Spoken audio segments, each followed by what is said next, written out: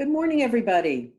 This is Judy Watman. I'm the Director of Education for the Pennsylvania Apartment Association, and we're welcoming you to the PAA webinar, Virtual Leasing, Marketing and Leasing Communities During COVID-19. We know this is a difficult time for people in the property management industry, as well as in all of our communities. We hope this webinar will bring some clarification on issues that we face as a result of the coronavirus pandemic and resulting changes in our personal and professional lives. So just a bit of housekeeping for our webinar today. Please type your questions into the Q&A box at the bottom of your screen, not the chat box. We will be answering questions as we go through the slides, and we reserved time at the end for additional questions. Todd, if you can go to the disclaimer slide.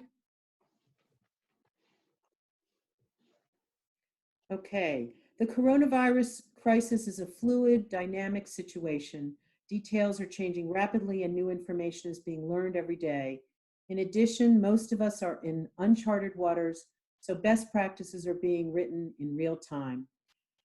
What we are presenting today is our best guidance based on what we know today. Each individual company and manager will need to make their own decision based on their property and business needs. Nothing presented today should be considered legal advice or mandates by PAA or any of the presenters. You should always check with your own legal advisors and consultants on what is best for your business. So let me introduce our speaker today. Todd Stecker is the Director of Marketing and Leasing for Ingerman Management Company. With over 13 years of apartment industry experience working for family organizations to national corporations, Todd Stecker has a diverse multifamily experience, which enables him to be a creative problem solver and navigate the ever-changing real estate market.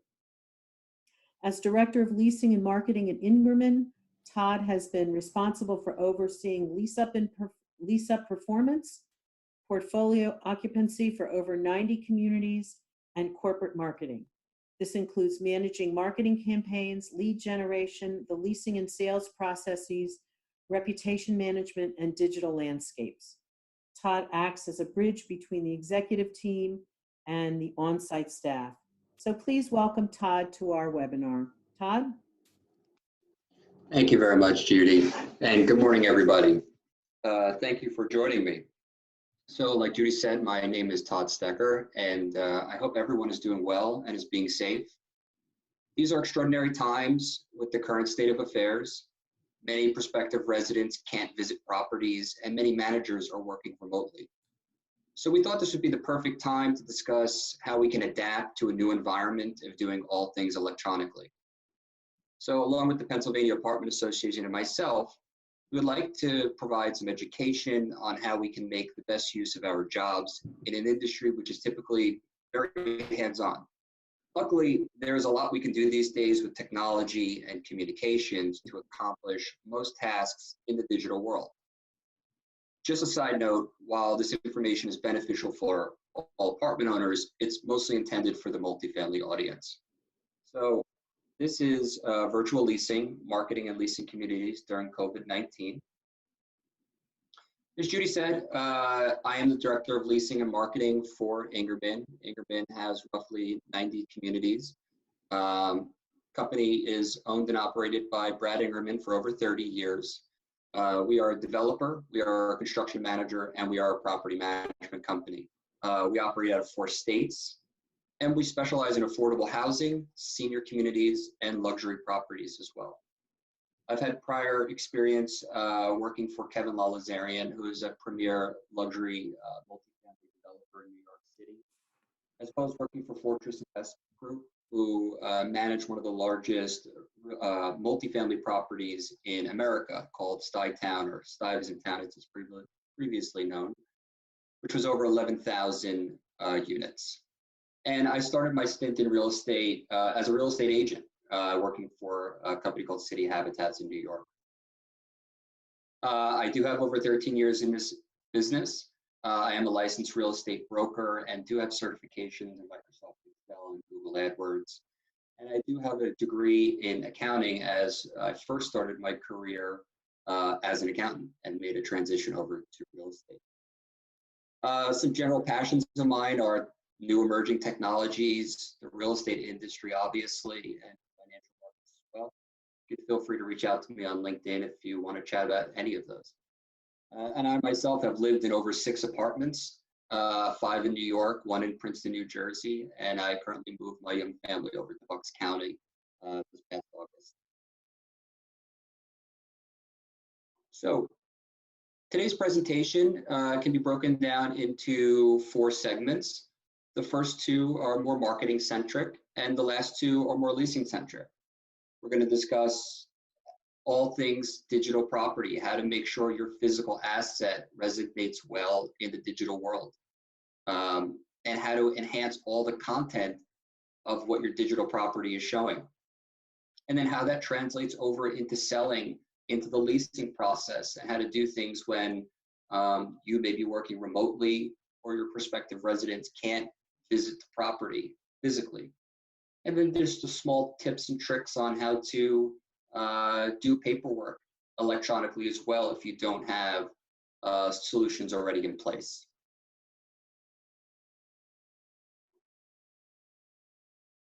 So the goal, as it is written, is to provide you and your teams with many of the tools, tricks, and technology available to effectively market and lease your communities electronically.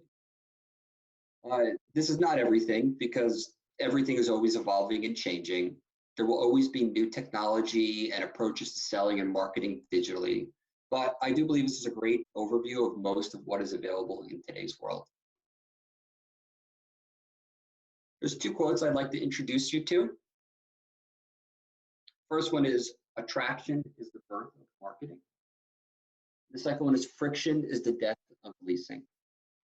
Now, these quotes were sent by a visionary apartment leading expert who I greatly admire. And that individual is myself, which I'm joking, obviously, but I did actually make these up, and I do believe in them, and they are made from reality. Because marketing is all about catching your visual attention and pulling at either your emotion or your logic. And in the apartment industry, it's both. And people want to fall in love with the visuals and be swayed by the information. And then leasing takes what we caught from marketing, and it forces you to translate that story and the beautiful picture which the marketers painted and put it into reality. But I use the word forces very strictly, because what you see and read online can be very different in person. So each step forward in reality creates these small ripples of disruption in that story. And it's the leasing staff's job to make sure that they can keep that story alive. Digital property really starts with your sources and really understanding all of your outlets. There could be more outlets, and the outlets are growing every day. For instance, social media has only been around for the last 20 years or so. But these are really the nuts and bolts of how you get the best online presence out of your property.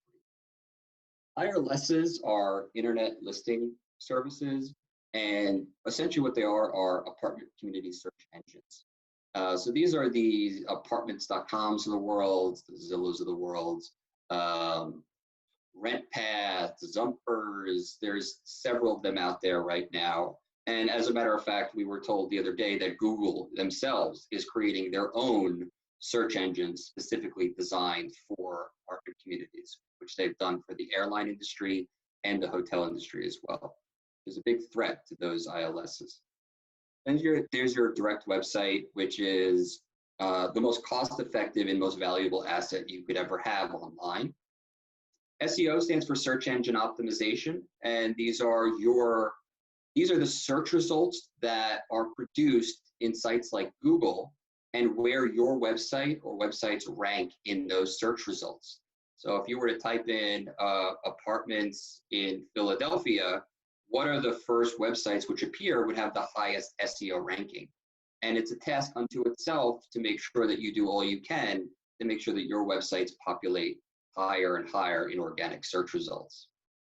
SEM stands for search engine marketing.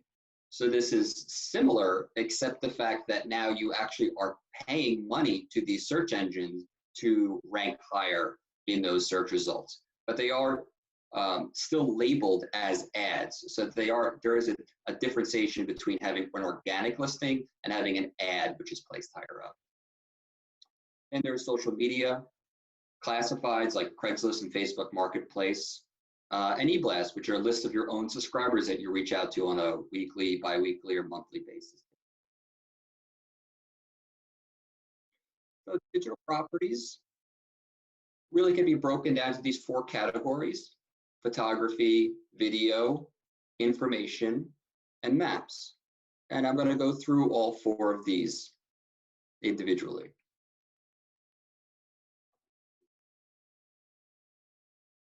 The photo is really the most important asset of digital content that you could have.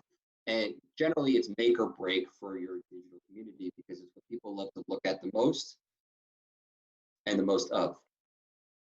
So when you think of a great photo, it's really one which captures your attention for a longer period of time. And I specifically chose this photo because I feel it captures my attention for longer than a second or two, because, well, one, I have a dog, so for me, just the idea of having a pet wash station enamors me. But 2, obviously, the picture on the wall is really striking, and then your mind wanders and you look at the tile on the floor, and the design, and then the angle at which it's shot to give the backsplash the angle of movement that it has. And so these are all kind of techniques in photography, if you will. But really the most important thing you need to know about photographs are they need to be high resolution. So high resolution, what it means is it's a denser image quality, and images really at their core are made of these tiny little pixels, or they're like picture elements or squares of color, if you will. And you don't generally notice them because they're so small, but when they blend together and they blend together when they're really small. So when you take a look back, that picture forms into something that you recognize, like this. And they really are there. If you zoom in close enough, your picture starts to get blurrier and blurrier. And if you have the software for it, you can go right into each individual pixel and change it. So high resolution generally means it's 300 pixels per inch, and that's going to give you the best impact, the best clarity, color, and focus. And when you send files, you should always send files in the highest resolution possible for the best result. And for example, if you take a picture with your iPhone or your Android device and you email it, you'll notice a lot of times it says what type of file size should you send. You should never send it in small or medium file sizes because they're generally not usable on any other medium unless you are just viewing it on your email itself. The other thing is a checklist. So it may seem kind of obvious that taking pictures of an apartment generally doesn't have that much to check off. There is a kitchen, there is a bathroom, there is a bedroom, there is a living room.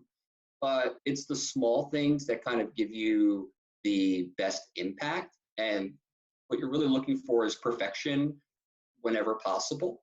And so there's really little things that you always want to be mindful of, like making sure the lights are on in the apartment, making sure the blinds are open so you have the most natural light, that there's no personal items laying around.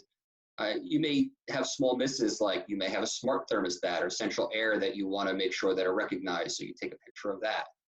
And don't forget to close the toilet seat bowl, because nobody wants to see an open toilet seat bowl as a general rule of thumb. So I did, in the end of this presentation, give you a link for a trusted vendor that we use sometimes, who will provide you with an actual checklist for photography and give you some of those tips that I just mentioned to you just now. So this is really just a couple photo slideshows from communities that we have.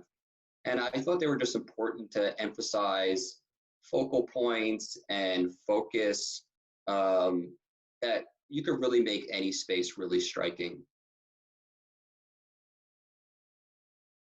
This is a study in one of our communities in North Jersey. This is a lounge that we have at one of our communities. This one's actually not in high resolution because I couldn't find it, but I thought it was such a cool photo that I decided to share it anyway. That mural in the background is actually an old glassworks factory on which this community was built upon, which is why this property is actually entitled the Glassworks. Kitchens. Zillow did a large data study, I think it was 2 years ago, and they wanted to determine what most users clicked on first, or what they were more likely to click on over another community's main photo. And the determination was very clear, and that was that kitchens by a high margin were clicked on way more than any other photo out there. And so kitchens are the #1 photo and the #1 sought after item in an apartment. So if you're going to capture anything or invest from an asset standpoint, you should invest in your kitchens, and you should make sure you take the best photography of your kitchens and make sure they're out in front in all of your slideshows. Here's another kitchen from another one of our communities. So these images are called hero images, and they're designed to showcase the grandeur of your community. And most people use them as the introduction if you have an apartment community. So it's general rule of thumb is that you should always use your hero image first, or use your kitchen if you don't have an apartment community and you're just advertising your individual apartment. Showcasing a kitchen can't go wrong either. Here's another hero image for you as well.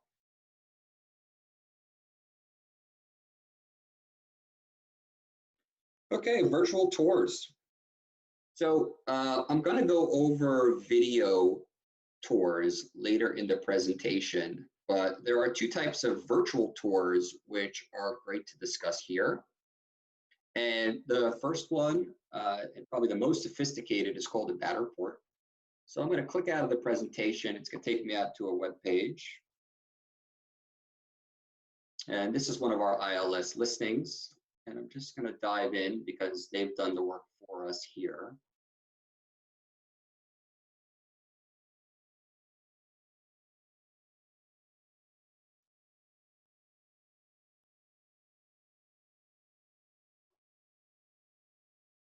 Okay.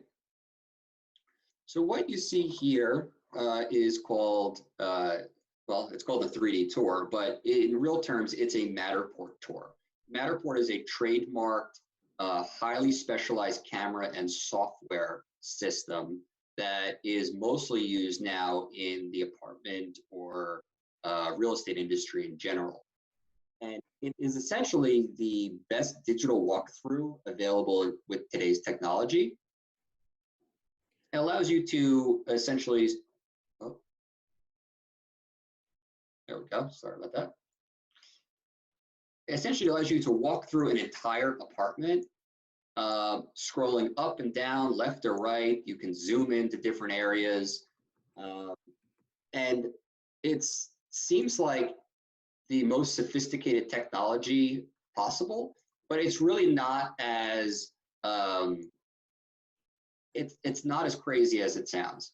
And essentially what it is it's a camera that they put into one of these spheres, and it does a 360-degree turn with the person away from the camera so it doesn't capture the person.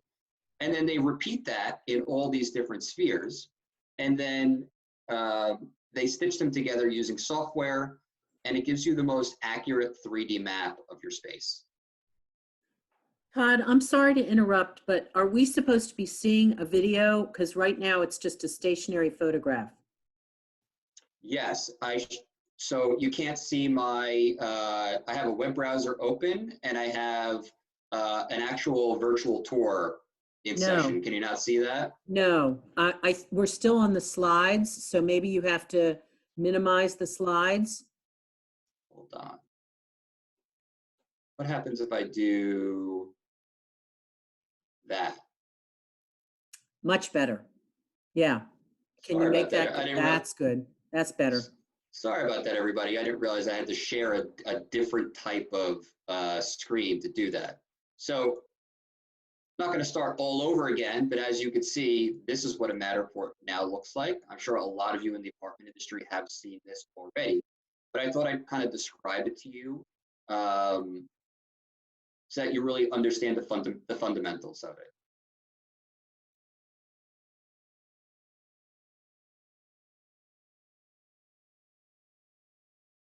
Oh, hold on 1 second.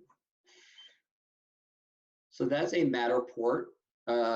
You don't need to have an ILS to have a Matterport video. There are professional photography services which do link to things like your Google Maps page. And at the end of the presentation, I've provided a recommendation for a company which does this type of work later on for you.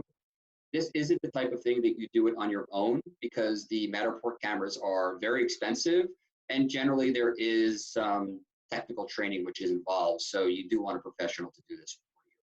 And they're great to use if you have a model unit. This is the perfect time to get that done because you could always store it and use it later on when this apartment gets rented at some point.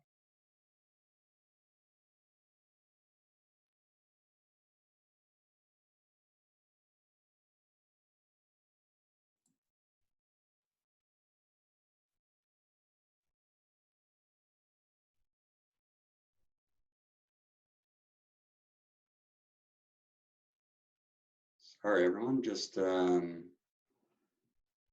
like I lost my presentation, so I need to bring that up for a second.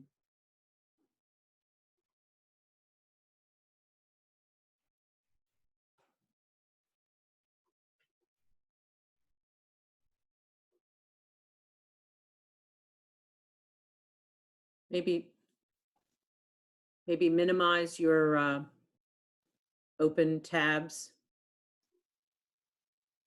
Yeah, no, for some reason it just closed down on me. I'm not really sure why. So I will be back up and running in just a second, as long as my computer works fast enough.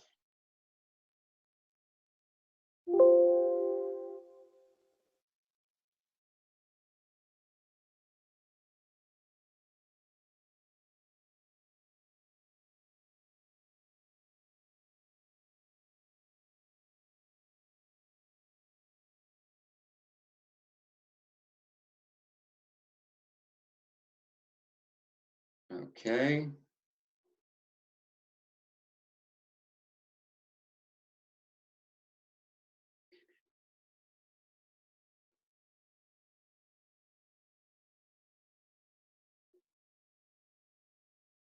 All right, you should see my presentation again. Does that sound accurate? We're still seeing the model apartment. There we go. Now we can see it. Okay, great. Sorry about that, everybody. Looks like there's difficulties going from your presentation into a web browser, which I'm going to screw that up and do that again. So, because the next thing I want to show you is another virtual tour option, which is called 360 Panoramics.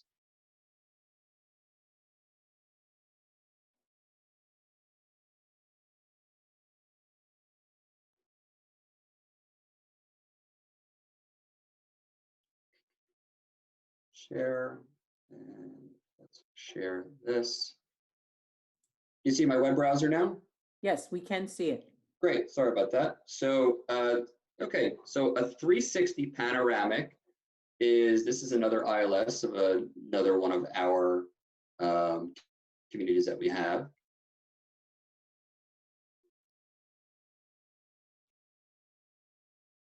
And I'm just waiting for it to load.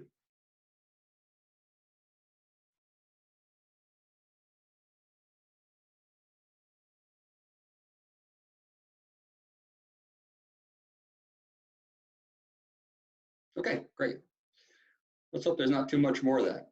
Okay, so a 360-degree panoramic. So essentially what this is it's a 360-degree view from one stable point.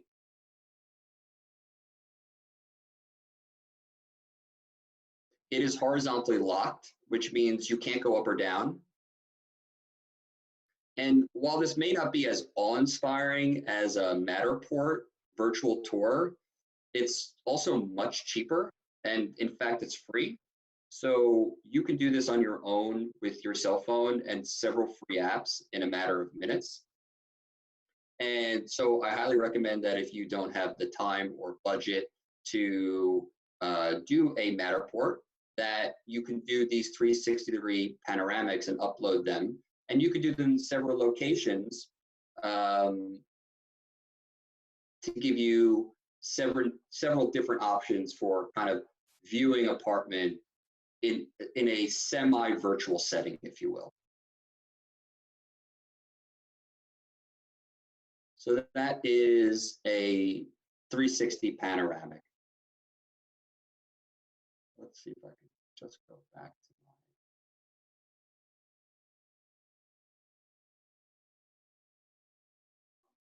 and we're back, right, Judy? No. Okay, now we're back. Great.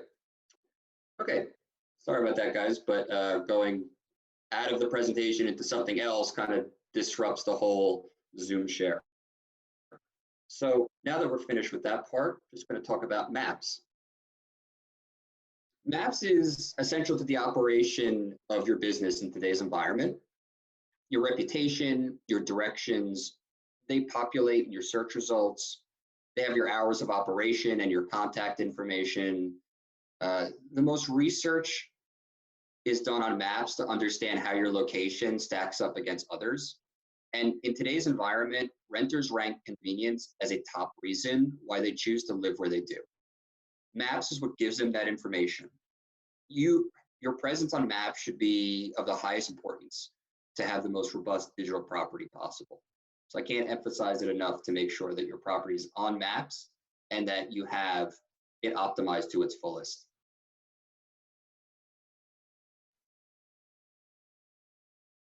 The last part about a digital property is just information. You can get swayed by photos and videos, but your information is when people turn that page from emotion to logic. Logic wins the majority of the time. So you need to have everything, or the truth is that people are going to find it on their own anyway. This is an age of information, and when someone is swayed by emotion, they're going to spend as much time as possible absorbing the information. And the more time on your property sites, the better, because more time leads to a higher chance of them contacting you.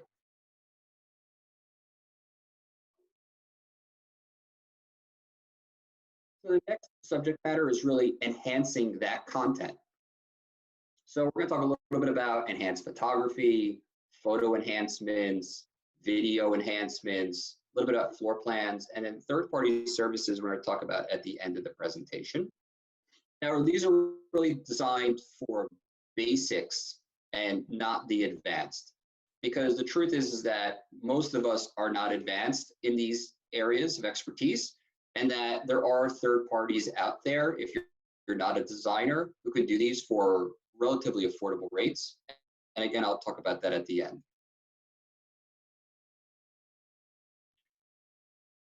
So I'm sure most of you can guess what this is. It is a goldfish. And someone gave me this slide, it's probably 2 or 3 years ago at this time, and it really resonated with me. And so we still joke about it today in the office because it really still says a lot. And this is all about how competitive our environment is in today's world. And as marketers, we need to be at the top of our game. So in the year 2000, the average human attention span was 12 seconds, and that dwindled down to 8 in 2013. Now, this is from a 45-page report done by Microsoft Corporation. You can look it up online if you'd like. And it is now the year 2020, and it's quite possible our attention spans are less than that. Could be 5 seconds, 6 or 7.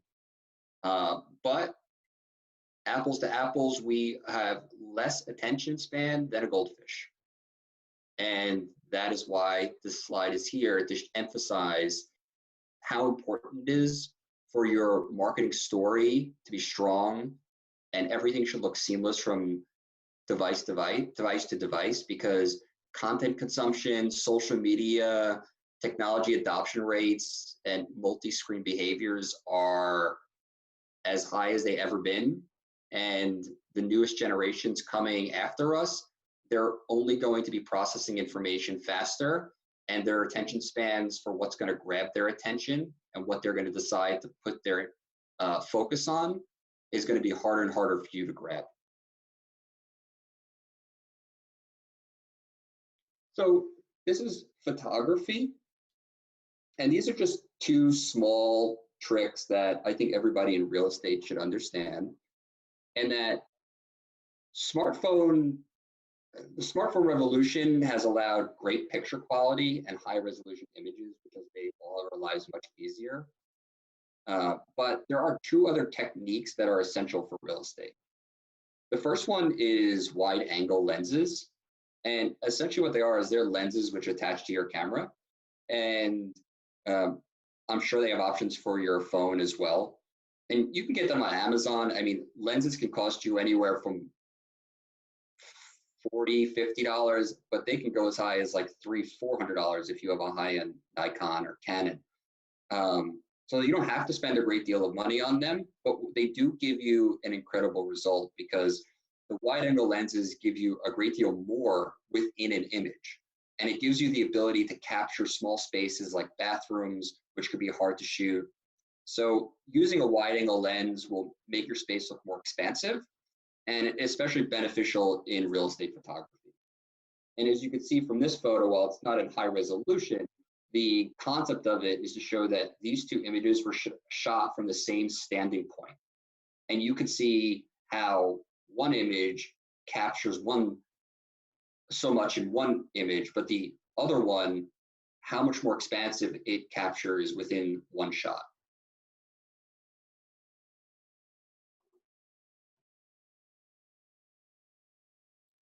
And the other type are panoramics. And this is very similar to doing a 360 panoramic, except you're not going 360 degrees. You're probably going 100 to 180 degrees and trying to capture as much in one plane of view that can possibly be captured. Now, panoramics they're cool to look at. However, what they do is they distort our sense of spatial understanding, and that confuses users, which is in real estate is something you really don't want to do. So you should never use this as your primary image or your hero image, but you can see in this shot that there are 4 rooms in one image. So it really helps you understand the surroundings and the flow of a space much better. So I highly recommend you take advantage of that because it's as simple as doing it on your phone. Next up are photo enhancements. So you don't need to be a Photoshop expert to make your photos more striking. There are many benefits to being a professional designer. For instance, like you can turn a gray sky blue or brown grass green, but the good news is that you can still do these using third-party services, and they're not very expensive. And again, I'll give you some recommendations at the end and explain that in more detail. However, there are many small enhancements you could do on your own, just using your basic phone or computer adjustments.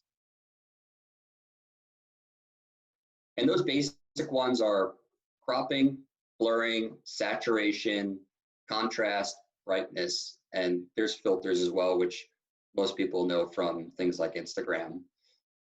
I always like to focus on contrast and brightness because brightness is what makes images look like they have more natural light, and that's always very important in real estate. And then contrast is what makes your colors differentiate themselves. So this allows your images to be more striking and pop.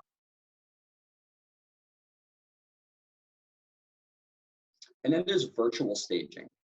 So virtual staging is so realistic, you can't tell the difference anymore, and it is very affordable. they help the inquirer really understand what can be accomplished in the space. Look at the difference between the two images, the bookshelf in the back, the floor rugs, the lamps, the flower pot on the entertainment stand in the back. These are all things you may not notice because you see the couch and the coffee table, but all of that adds to the room. And I think you could see what type of impact this makes. It basically turns a boring, bland room into something worth staring at. So I highly recommend you using this at your disposal if you don't have stage model units. And again, third-party services can help you with this. Doing a virtual staged apartment like this, one image probably cost you between $20 and $30, I would imagine. So it's well worth it.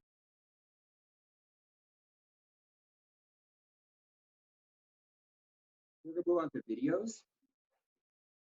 So let's see if I don't screw this up again, but making videos is not really as scary as it seems. In today's world, you could use your phone for almost anything, and it certainly applies here. When shooting a video, the most important thing you need to understand is that it doesn't need to be one perfect take, like something where you're like, you try to take it like 12 times and get it all in one shot, where like you don't drop a pen on the floor. In fact, it's actually better if you do it in segments because you're just trying to capture moments in time. You're not trying to capture the entire thing at once. So let me see if I can get this going.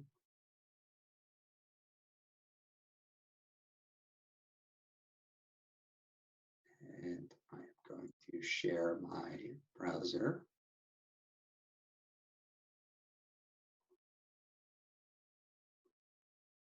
Judy, how am I looking?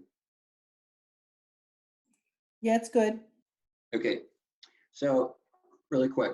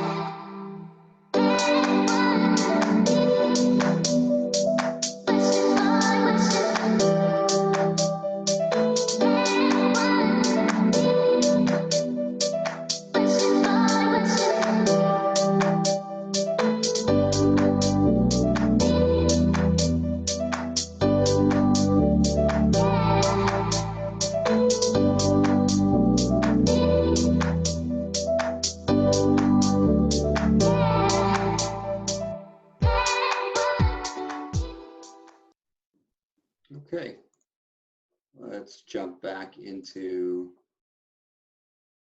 And there's a question. Okay, sure. Let me check that out. Is verbal narration good to use when someone is looking at a video? So the answer to that is probably not. And the reason is because people like to look and they like to read instead of hearing words while watching. And so what I mean by that is what I'm leading into, which are your basic techniques for creating a video which people find most watchable. And so you'll see at the bottom of that list, I wrote include text, because there's a big difference between creating a showcase video, which is what this is, and doing a walkthrough with an individual. So if you're doing a walkthrough with an individual, yes, you should talk with them and communicate with them and answer their questions. But if you're doing a showcase video, you really want the visuals to stand out more than your speech. So I hope that answers your question. So some general techniques to video. By the way, I didn't create this video. our on-site manager at this property created it. So a marketing professional didn't create it. A third party didn't create this. This was done in-house by a manager who just took shots with a video camera and then uploaded it and then just played around with some video editing software and created this all on his own. So this just goes to show you what you can kind of do, not being an expert but by just playing around with different softwares and just to show you that it's really not as hard as it seems. But the general rules of thumb are, one is to pace yourself. So you never want to go too fast when you're doing video. Always go slow, always, especially turns. So if you're turning and panning over to something different, people are trying to follow that on the other side. And if you go too quickly, they can't take in everything that you're showing them. So make sure that your movements are very slow. Then there's transitions. So the reason I said you want to take your videos in segments is because this gives you the ability to separate spaces and not make it feel like it's one space in one video. So if you take a shot of just panning the kitchen itself, you can then add in a nice transition which wakes the user up and then allows him to then or her to focus on a different area. Slow motion is also a really cool transition effect that people use, and you could highlight things like a washer and dryer if you happen to have it, or a really nice appliance, or something as silly as a really nice shower head, which you like to showcase sometimes. So highly recommend slow-mo. And then this is where text becomes very important, because people don't want to hear your words while they're watching. But if you're ever on social media like Facebook, or you're on Instagram and you're watching videos, you'll notice they always have text at the bottom now, because people love reading while they're watching videos. And also, don't forget that people are watching these videos in maybe certain settings where they don't want to hear things. So, and the last one where I say music is optional, it's very similar to you speaking during the actual video too. Because if they're at work, or if they're watching on their phone in a public setting, or they just don't have the sound on, they would rather watch the video and read any pertinent information that you could put in. So just to double up on that effort to let you know, in my personal opinion, using text is much more important for a showcase video than you actually speaking. Again, much different than doing a personalized video tour with someone. Todd, you may want to take this back into the slideshow mode.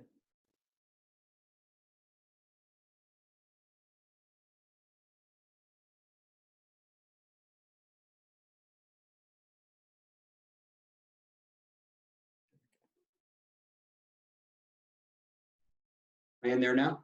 No, I think you need to go into display settings, maybe, because we can see two slides at one time.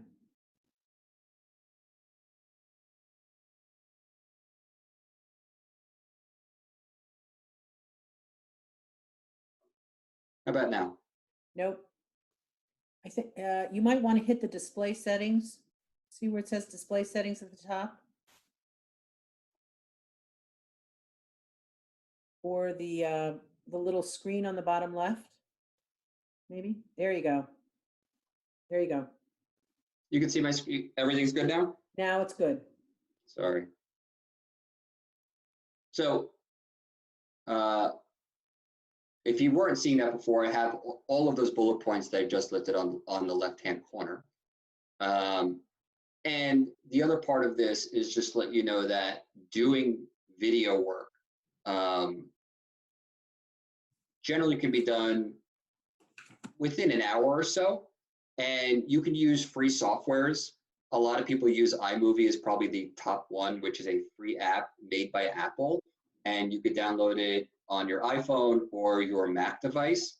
But there are several other ones. If you just Google free video editing software, that will appear, and they're probably just as easy to utilize as well. So moving on, we're going to talk about floor plans just really quickly. Floor plans, we talk about photographs, we talk about video, virtual tours, but everything all started with floor plans, and they still hold just as much weight today as they did back then. And it's because nothing gives you a better understanding of the size and space of your apartment than seeing a map of it. And what you should know is that over the last 5 or 6 years, there's been some great advancements, such like this particular floor plan. It's in 3D, there's curtains on the walls, the cabinets are the same style that we even have in the apartments. There are hardwood floors, there's carpet, there's even shoes on top of the closet. But really, I put form follows function here because all of that is flair. And the most important thing you need to know about floor plans are you should have the dimensions of your rooms in each floor plan. Because today's renter is still extremely intuitive when it comes to measuring. They still take out measuring tapes. They still understand like how much space their bed and their 2 nightstands are gonna need, for example. So when you tell them that the room is 12 feet by 13 feet, for example, they say that's too small for us. We have a king size bed. This isn't going to work. We should move on. So floor plans are still really important and really relevant today. So that's my only recommendation regarding them. But I still suggest using them in all of your online sources. This third-party services I'm going to come back to later on. We're going to move on to selling remotely. So this is the next highlighted segment. And this part's going to move along a little quicker. So selling remotely is really not a guide or lesson on sales techniques. This is not what this is about. These are steps to help you in a digital sales environment. So the first one is really responsiveness. And responsiveness is how fast are you getting back to people? Right? This is emails, phone calls, voicemails, text message, chat, basically every way that a person tries to get in touch with you and how fast you're going to get back to them. So some large studies were done regarding response rates. And as you can see in the first 3 columns, you add them up, 44% of people expect a response 4 hours or earlier. And essentially the remainder need it within that day. And if you're beyond that day, then you're not in the expectations or doing what the market is demanding. So it's really important that you respond to people as quick as possible, especially in this type of environment where all things are email, chat, instead of phone calls sometimes. So don't let a message just sit there. Make sure you have a routine to answer all of your emails or chats, either at the beginning of the day and the end of the day usually, but periodically throughout the day should really be your guide. What's most interesting I found is that you would imagine that these response rates are from the youngest generation. But the truth is that baby boomers are the highest percent of people who want the fastest response rate, which I think is extraordinary. So one thing you can do is you can set up auto responses. So an auto response is all it is an automatic response that is set up in your email or chat to respond back to an individual with pertinent information on when you'll get back to them or information that you already know that they may be requesting. So the truth is that people just want to be heard and have some information. So making sure that people know their message was received is a great first step to just easing any tension or concerns they may have. And there's also chatbots. Chatbots are all the rage this past year, especially in the real estate industry. And in this particular case, this was an article which was in regards to a chatbot which was set up on a Facebook page. And I forgot the ultimate stats, but it was something around there were 200 inquiries where it filtered them down to about 3 people, where this chatbot answered every single one of their questions and scheduled their tour for them at the site. And then obviously, ultimately, the salesperson converted that tour into a lease. So while the chatbot didn't actually lease out the unit, it handled all the questions and scheduling involved to get the person to the property. And so essentially, it did a lot of the legwork involved in getting the person to rent an apartment. And almost all the CRMs nowadays, or large property management softwares, are selling different types of chatbots out there. But they're not too expensive nowadays. I put 2 at the top here, Botsify and ChatFuel. These are 2 that you can kind of do on your own if you don't have them with your own property management solutions. They're not very expensive. I think they range from like $10 to $30 a month, depending on the functionality of it. And you can add them to your Facebook pages as well. And I just think they're a really great tool, and something that, you know, is probably a standout piece of technology over the last 2 years that has made a great impact in our industry. So the next part about kind of selling remotely is probing.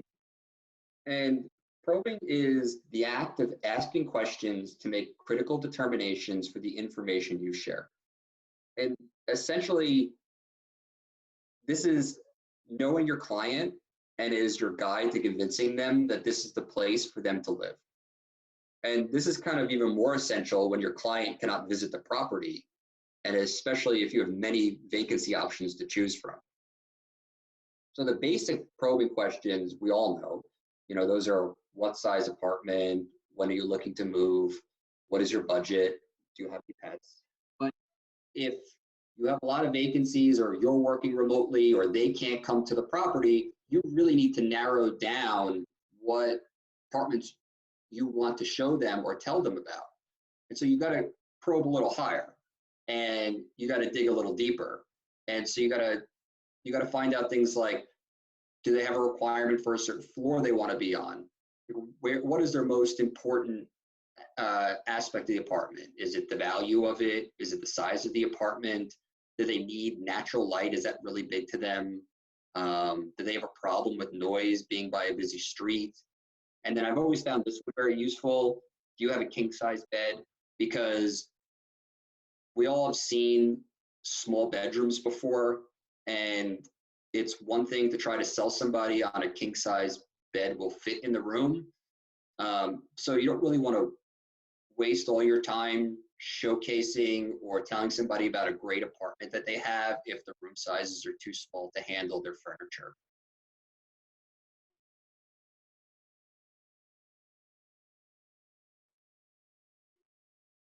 And then the last 2 parts are really the availability, which is, you know, what units are available and when are they available to rent, and the accessibility of them, which is, you know, how can they see them? So you just want to make sure your availability is truly accurate. I've done this so many times where I've, you know, given people wrong information, and it really complicates the entire scenario. And you want to simplify it. So based on all that higher level probing, you want to really narrow down what are like the 3 best choices for them. And you can tell them, you know, there are other options, but based on exactly what you've told me, I feel as, you know, the specialist on this site, that these would be the perfect fit for you from the options that we have in our community. And then obviously if it's vacant or occupied, because that is a big deal based on the accessibility of it, right? How can they see it? If it's occupied, you know, especially in this type of environment, that could be very difficult. and they may not be able to see it in some cases because the individual may not feel comfortable going into someone's space, or the resident may not feel comfortable with people coming into their space. So with accessibility, obviously there's a determination to be made if you're doing it in person or if you're doing it as a video tour. And like that question before, you know, video tours are completely acceptable nowadays. And you shouldn't be afraid to do a video tour just like you would do a FaceTime call with your friend. And what I mean by that is, while you want to be a professional, you want to make sure you're well put together, just like you would be if prospects and residents were coming into your office, but you still want to answer it with your face, and make sure you communicate with an individual face to face before you just flip that camera around and start showing them the units. So make sure you present yourself well still, do a great introduction, tell a funny joke if you want to kind of break the ice of an awkward video chat for the first time with somebody they've never met before. But it's totally acceptable to do video tours such like that. And in essence, if you are doing a video tour, you flip the camera around after you've done your introduction and you take them on a tour just like you would. Just make sure to allow them the opportunity to ask questions or give direction should they want you to do something different, such like, oh, can you show me what's in that corner over there? Or is there a bathroom in the lobby? You know, something awkward or you know, out of the realm may be important to them. So make sure to emphasize that they should stop you and interrupt you during any time of your tour. If possible, always show them the exact units, but we talked about how that could be difficult. Accessibility is all about, you know, how quickly can they see this. You always want to give them instructions on how to enter the property itself, whether it's how to drive in and park, how to enter the front or back entrance, and then directions. You should always email an individual directions. You can share it right from your map screen with the individual, but today's renter generally puts everything into maps for directions, so why not just give it to them ahead of time? And as always, get permission ahead of time from your residents, whether it is a written waiver that your company requires, or even in an email if that's considered acceptable. If it's an occupied unit, they may not be comfortable with you doing a video tour of their personal items. Some people don't care, but others are very protective over their stuff. So make sure you get permission ahead of time, especially during a video tour, because essentially you're having a recorded tool of somebody else's personal items, and that can be very sensitive. Just a little bit about augmented reality and guided tours. I don't have a high specialty in either of these, but just so you know, augmented reality is basically mixing the digital world with the real world. And that is for example, if I was to open up my camera and move it into a bedroom, and I panned over to like where a bed would be, a digital bed would then appear in my phone screen in the exact size it would take up in the room. That's basically what augmented reality is. And then self-guided tours are kind of the new wave technology that is coming out in this industry now. I know a little bit about them. There are companies out there called Tour24. If you want to look them up, that's tour24.com. And essentially what they are is, this is for when a leasing agent or a manager is not at the site, or there is no leasing agent or manager at a site, period.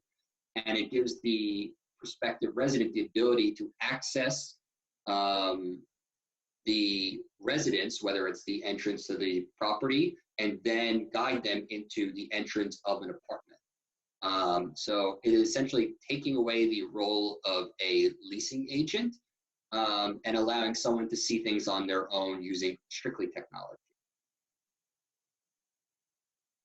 And then really last thing here is just digital paperwork, if you will.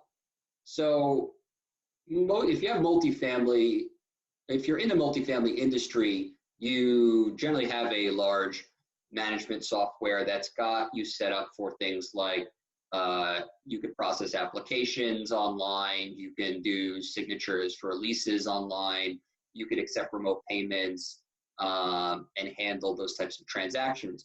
But if you don't, here's just some very simple tips to help you kind of get through the lull of not being, not having the access to those tools.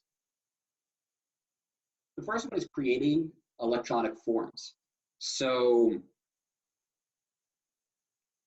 essentially form fill is, this looks like a very professional, professionally designed document, but in essence, all it is a Word document or an Excel document that an individual makes. And they design it how they would on Word or Excel, and they save it as a PDF. And a PDF is a locked file so that individuals can't manipulate it. But when you have a locked professional file, people can't really do much with it either unless you give them that ability. And so we do that by creating a fillable form. And a fillable form, seems like we have a question that just came in. What is your take on self-guided tours during this difficult leasing time? That's a double-edged question, because self-guided tours, in essence, there's two types of them, right? There is, I'm just going to give an individual instructions on how to access a property, or I'm going to implement the full technology to do that. The problem with doing the first one is really security and risk. So you don't really want people on your property walking around your property without traces of them, right? And you don't know them, they don't know the property well. There's so much risk involved in them coming and viewing something on their own that my personal opinion is it's really not worth it. If you implement the software, it probably is worth it from a risk standpoint, but I don't know if it's worth it from a financial and implementation standpoint, because implementing self-guided tours includes hardware, hard wiring, and probably will take you at least a month or so to implement and get set up. So taking advantage of the technology is great, but if you're not going to take advantage of the technology, I would advise that you do not take the risk and just have people walk onto your property without being guided around if they are not a resident. Sorry, I got to that late. So I'm jumping back into forms for a sec. And so I have here a PDF form, and the way you make it fillable is quite simple. All you do is, this is Adobe PDF, which is probably the most common form of PDF software out there. And all you do is essentially you click the Tools tab at the very top, and then you'll see I highlighted the two areas. One is Forms as the drop-down, and then the action item is Create.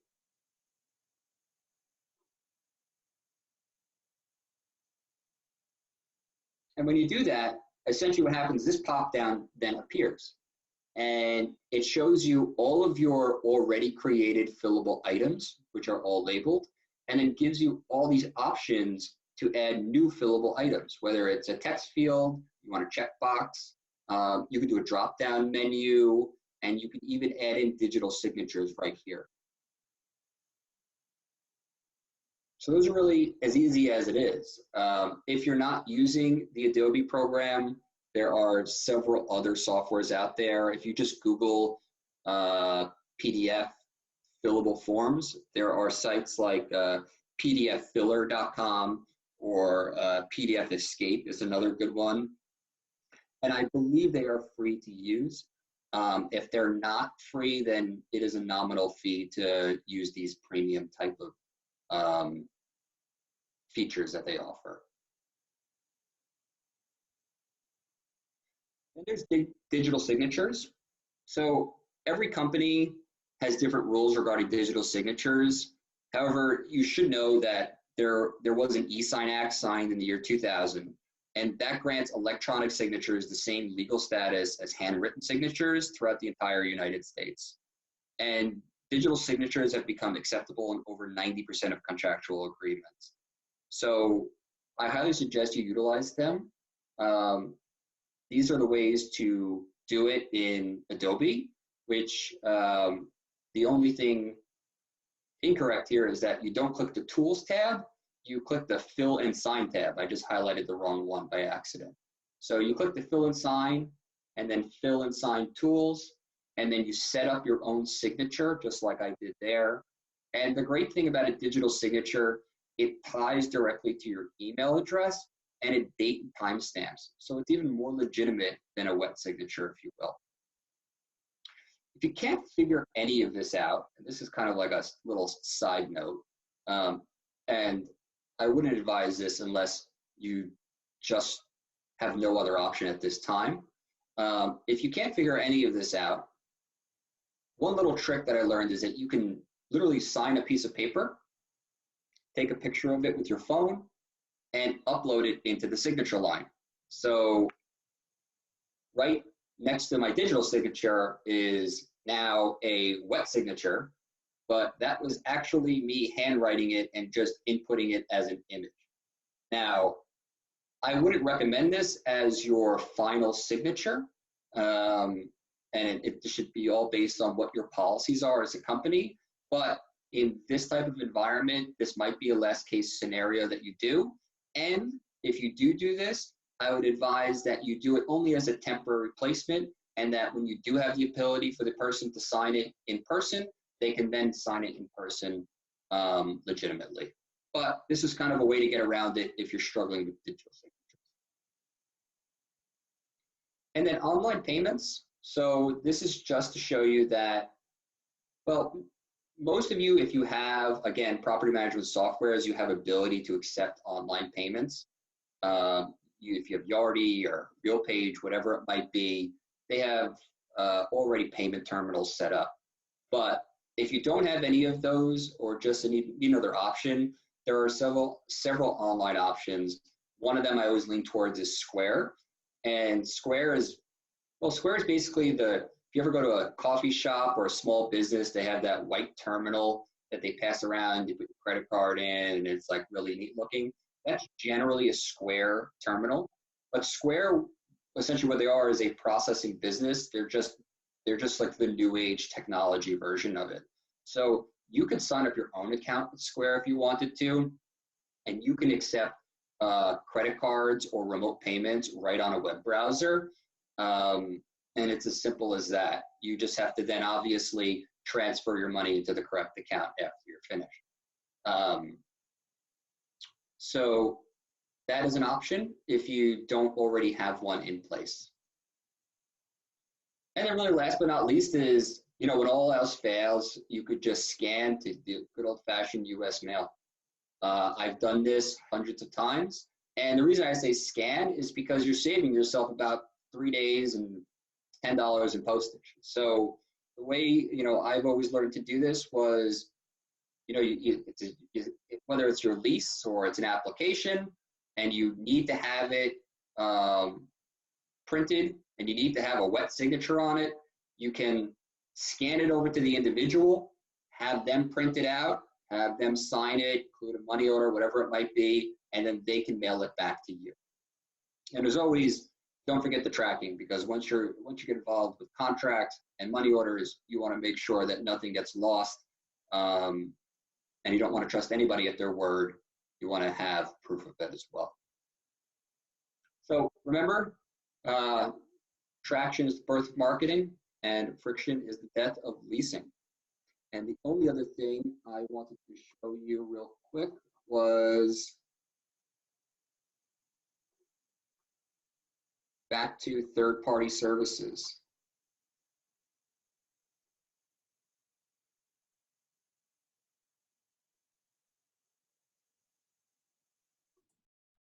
I think we lost your shared screen there. Yep. Nope, Got it back? nope, not yet. Because I can see my screen. There we go. Got it? There we go. Great. So third-party services and links. So these are just kind of to help you along the way, and I'm just going to go over them really briefly. Box Brownie is a company out of Australia, and they only specialize in digital content enhancement for the real estate industry. So if you're looking for any professional services, like, again, like I said, if you want to make a gray sky blue or brown grass green, these people can do it for you, no problem. They create floor plans for you, all sorts of video enhancements. They do digital staging, and they are extraordinarily inexpensive. Fiverr. Fiverr is a digital freelance service company. And essentially what they are is anything you want to do digitally. I literally mean anything.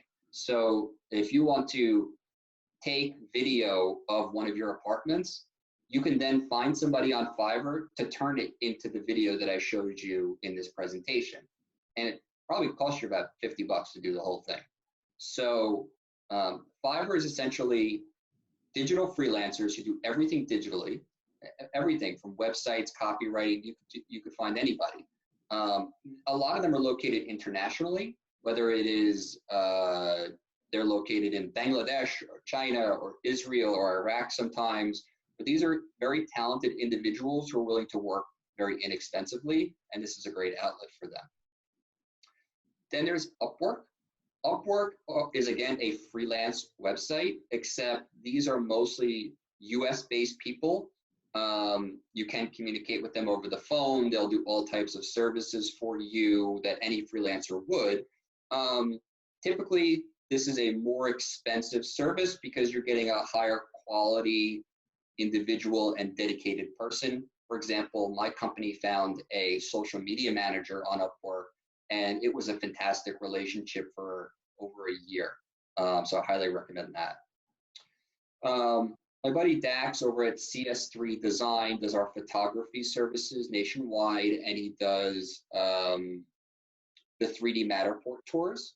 I've never met Dax in person, but he's just provided me such great customer service, and he gives you great photography and virtual tours. So highly recommend utilizing him.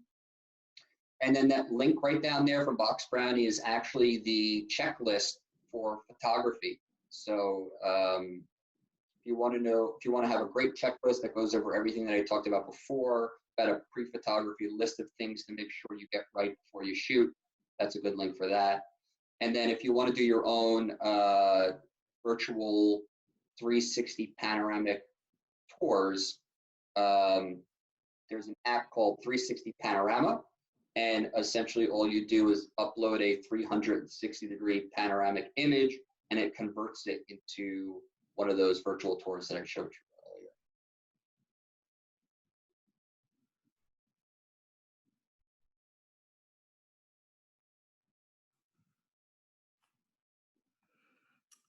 Okay. And that's it. Thank you guys very much. Thank you, Todd, for spending the morning with us. This has been invaluable information, I know, for everyone. We have posted our web pages on the last slide. Can you go to that one slide, Todd? Yeah. So this is where all of our coronavirus resources are on the PAA website. Please go there. Within the next couple of days, we will be putting this webinar up on the website and the slides. And if you would consider donating to our Coronavirus Emergency Assistance Fund, there's a link there. And please check our website for other webinars. Next week, we are having a webinar on working remotely and managing employees who are working remotely. So you can check that out. That's a free webinar. And then we're going to be having back to our regular webinars in May. So please, thank you all for coming today. Stay safe and healthy. And Todd, thank you for doing this great workshop for us. You're welcome. I hope it was helpful. Okay, thanks.